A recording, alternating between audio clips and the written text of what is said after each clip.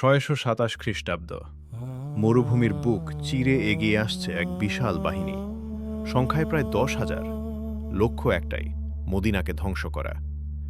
ছোট্ট এই শহরে তখন ভয় আর অনিশ্চয়তা, কিন্তু তার চেয়েও শক্ত ছিল ঈমান। ঠিক সেই সময় সালমান আল ফার্সি এক অভূতপূর্ব কৌশলের প্রস্তাব দিলেন। শহরের চারপাশে খন্দক খনন, আরবের ইতিহাসে যা আগে কখনো দেখা যায়নি। মুসলিমরা দিনরাত পরিশ্রম করে সেই খন্দক তৈরি করল। ঐক্য, ত্যাগ আর দৃঢ়তার এক জীবন্ত উদাহরণ হয়ে উঠল তারা। যখন শত্রুরা এসে এই অদ্ভুত প্রতিরক্ষা দেখে, তারা হতবাক হয়ে যায়। যুদ্ধ শুরু হওয়ার আগেই যেন তাদের মনোবল ভেঙে পড়ে।